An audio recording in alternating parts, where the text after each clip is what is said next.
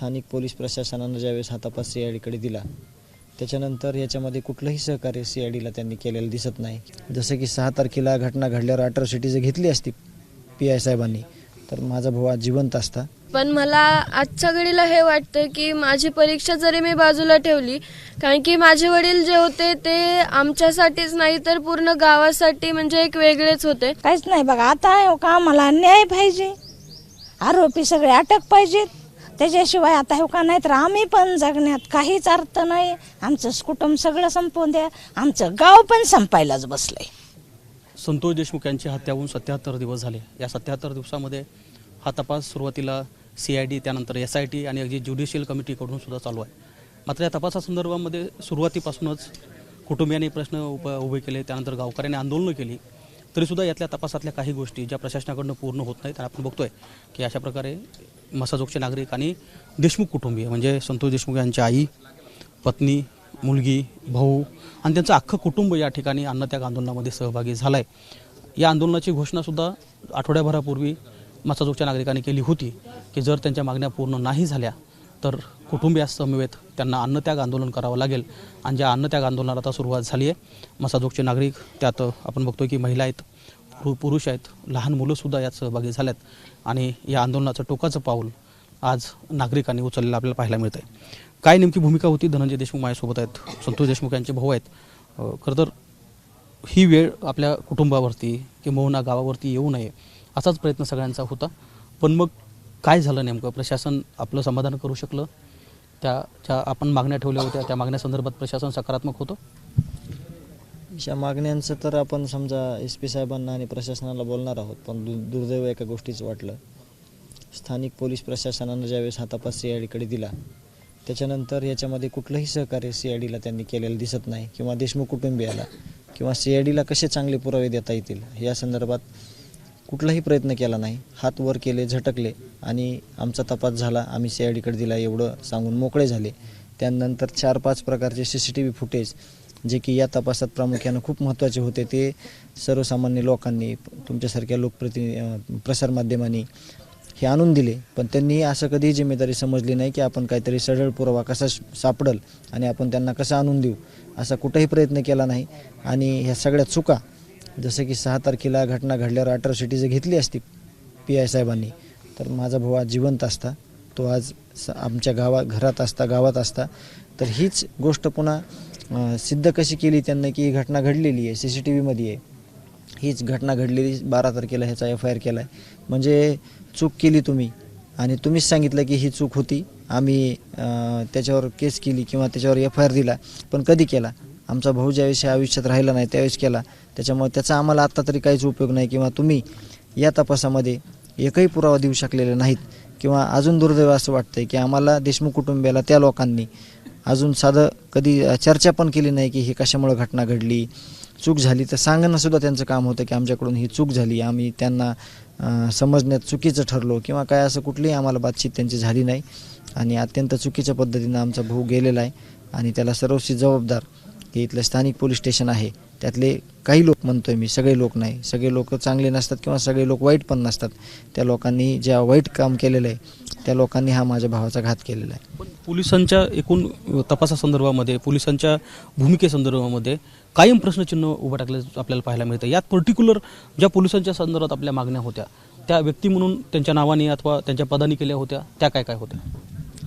जसं की अॅट्रॉसिटी घेतली नाही, खंडणीचा गुन्हा हा मे महिन्यातला घेतला नाही, म्हणजे 29/11/19 खंडणीचा गुन्हा आत्ता घेतला.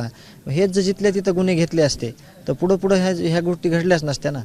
त्या आरोपींना गुन्हा करा म्हणायचं परमिशन होतं, हे गुन्हा न करून घेणं म्हणजे. त्यावेळेस पण गुन्हा नोंद करण्यासाठी वेळोवेळी जाण्यात आलं होतं. अॅट्रॉसिटी करण्यासाठी तो आमचा दलित बांधव गेला, त्याला 1 ते संध्याकाळी 10:30 त्याच्या पाया पडतंय PI साहेबांच्या, तो तरी देखील त्याची केस घेतली नाही. त्याच्यामुळे हे प्रश्नचिन्ह मानण्यापेक्षा हे सगळ्या समोर पुरावे आलेले आहेत ना. आपल्या पुरावे नसते तर आपण म्हणलो असतो की तुमच्याकडे काय पुरावा आहे, पण पुरावे याच्या समोर आलेले आहेत तरी देखील कुठलीही त्यांच्यावर कारवाई केली गेली नाही, त्याच्यावर FIR केला नाही, म्हणून ह्या घटना पुढे घडल्या.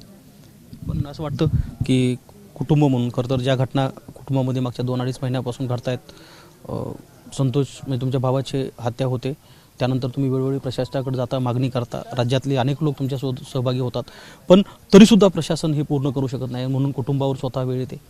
नाही, आता आमचं सगळं कुटुंब अस्ताव्यस्त झालेलं आहे. आम्ही फक्त ही घटना घडल्यापासून डोळ्यांनी बोलतोय. सगळ्यांच्या वेदना सगळ्यांना कळतात. कुणी कुणाला आधार द्यायचा हा विषय राहिला नाही. आमचा जो आधार होता कुटुंबाचा तोच ह्यांनी हिरावून घेतलेला आहे. त्याच्यामुळं जे काही प्रशासन आहे, प्रशासनामध्ये मुख्यमंत्री साहेबांना जरी आदेश दिला, SP साहेब बदलले, त्यांचं काम चांगलं आहे, त्यांना सहकार्य करणारे कोण लोक आहेत त्यांना देखील प्रामाणिक भावनेनं काम केलं पाहिजे, करावं लागेल त्यांना, तरच खऱ्या अर्थानं हे सगळ्या अधिकाऱ्यांच्या बदल्या झालेल्या असतील किंवा नवीन अधिकारी आले असतील त्याला खऱ्या रूपानं काम करायला याच्यामध्ये उत्साह येईल किंवा ह्याच्यात चोख काम केलं जाईल. परंतु काही गोष्टी अशा आहेत की त्या अतिशय चुकीच्या पद्धतीनं केल्या गेलेल्या होत्या आणि आम्ही त्या सिद्ध करून दाखवलेल्या आहेत. आम्हाला न्याय पाहिजे. न्यायाच्या व्यतिरिक्त आम्हाला कुठलीही आमची मागणी नाही. न्यायाच्या भूमिकेमध्ये आम्हाला कुठलं जरी पाऊल उचलायची वेळ आली तरी आम्ही उचलणार आणि आम्ही न्याय मिळवून घेणार. नक्कीच वैभवी आपल्यासोबत आहे. वैभवी, खरं तर 12वीची परीक्षा आहे, तू स्वतः परीक्षेचे काही पेपर दिले सुद्धा, पण परीक्षेमध्ये मानसिक अवस्था चांगली असायला लागते तर तुम्हाला चांगला पेपर सोडवता येतो, पण त्याच काळामध्ये तुला स्वतः असं पाऊल उचलावं लागतं आहे की जिथे कुटुंबासमवेत तू सुद्धा आता अन्नत्याग आंदोलनाला बसली. ही खरंच दुर्दैवाची गोष्ट आहे की जर आपलं माणूस गेलेला असताना आपण देखील न्याय मागतो आणि तोही आपल्याला लवकरात लवकर मिळत नाही आहे. आणि आज जसं तुम्ही तर बघतायच की आज गाव पूर्ण सुन्न पडलं आहे आणि कुटुंबात म्हणजे आज आमचा आधार, आमचा आनंद आज सगळं त्यांनी हिरावून घेतलं आहे. फक्त ते दुःख बाजूला ठेवून आम्ही फक्त जो न्यायाचं लढा आहे तो पुढे नेतोय आणि आमची प्रमुख मागणी हीच आहे की आम्हाला न्याय मिळवून द्या आणि ती जर आमची लवकरात लवकर पूर्ण होत नसेल तर त्यासाठीच हे गावकऱ्यांनी उचललेलं एक आंदोलनाचं पाऊल आहे आणि त्यामध्ये आज पूर्ण देशमुख कुटुंबीय सुद्धा सहभागी आहेत. पण तुझी 12वीची परीक्षा आहे, त्या अवस्थेमध्ये आता पेपर कधी आहे तुझा, किती पेपर झालेत आणि मग त्याच्यावर परिणाम होतो का या सगळं? परिणाम तर होतोयच, पण मला आजच्या घडीला हे वाटतं की माझी परीक्षा जरी मी बाजूला ठेवली, कारण की माझे वडील जे होते ते आमच्यासाठीच नाही तर पूर्ण गावासाठी म्हणजे एक वेगळेच होते. आम्ही त्यांच्या पलीकडे दुसरं काही पाहतच नव्हतं. म्हणून आज देखील आम्हाला तेच वाटतं की माझ्या वडिलांवर जो अन्याय झालाय त्याविरुद्ध जो आम्ही न्याय मागतोय तो आम्हाला लवकरात लवकर मिळवून द्या. पण मग परीक्षेच्या संदर्भात काही परिणाम तर होतोयच आणि जसं माझे 5 पेपर झाले तसं अद्यापही 1 पेपर राहिलेला आहे. आपल्यासोबत संतोष देशमुख यांची आई आहेत. आई, तुम्ही खरं तर सुप्रिया सुळे आले त्यावेळी सुद्धा तुमचं म्हणणं मांडलं होतं, सांगितलं होतं. काय वाटतं की कुटुंबावर अशी वेळ येते की म्हणजे हत्या झाल्यानंतर तपास होत नाही आणि तपासामुळे कुटुंबालाच अन्नत्याग करावा लागतो? आता काय करावं, अन्नत्यागच करावं लागेल. आता त्याच्याशिवाय न्यायच भेटू शकत नाही ना. आपल्याला न्यायच पाहिजे, न्यायाचीच गरज पाहिजे ना. काहीच नको आहे दुसरं. आपण म्हणतो न्याय दिलाच पाहिजे. आता हे का न्याय भेटल्याशिवाय आम्ही हे का इथून उठूच शकत नाहीत. पण यात त्या अगोदर काही बोलणं झालं काही लोकांशी, समजा या प्रश्न जे मांडताय तुम्ही त्या सोडवण्यासाठी प्रयत्न झाले होते? नाही, काहीच माहीत नाही. ते प्रशासनाच्या लोकांनी सांगितलं होतं की आम्ही याच्यात अटक करू, याच्यात कारवाई करू. काय कारवाई करू आता? ते हो का बाहेरचं कधी पण ते आता कुणाच्या बी ह्याच्यात जात होता, सहभागी होत होता, त्याच्यामुळं असं काहीच वाटलं नाही. आपल्याला माहीतच नाही झालं. घरी ही पण सून लातूरला होती, त्याच्यामुळे आता थोडं काय फार झालं असं वाटलं मला. असं काय माहीत आहे, काहीच नाही. बघा आता का आम्हाला न्याय पाहिजे, आरोपी सगळे अटक पाहिजेत. त्याच्याशिवाय आता हे का नाही तर आम्ही पण जगण्यात काहीच अर्थ नाही. आमचं कुटुंब सगळं संपवून द्या. आमचं गाव पण संपायलाच बसलंय. गावाचं पण सगळंच गेलं. आता गाव कशाला, गावाला तर काय करायचंय? गावाला पण विचारणार, पुसणार, सगळं करणार माणूस गेलं तर गावाचं तर काय करायचंय? सगळं गाव तेच बघायले. आता सगळं गाव नजरेनं हेच बघायले न्याय कधी भेटन आणि आरोपी कधी तिथेही होतील. संतोष देशमुख यांच्या आई आहेत. खरं तर त्या पहिल्या दिवसापासूनच या प्रश्नावर ठाम आहेत की केवळ एका कुटुंबावरती हा झालेला घात नव्हता तर अगदी गावावरती होता. आणि आपण बघतो की देशमुख कुटुंबियासोबत आता सगळं गाव या ठिकाणी आंदोलनाला बसलं आहे. आणि पुन्हा एकदा मागणी तीच होते की कृष्ण आंधळे यांना लवकर अटक झाली पाहिजे आणि त्यासोबत जे पोलीस यामध्ये जबाबदार आहेत त्यांच्यावर कारवाई झाली पाहिजे. कॅमेरामन आयोग कादरीसह गोविंद शेळके, ABP माझा, मसाजोग, बीड. ABP माझा, उघडा डोळे बघा नीट.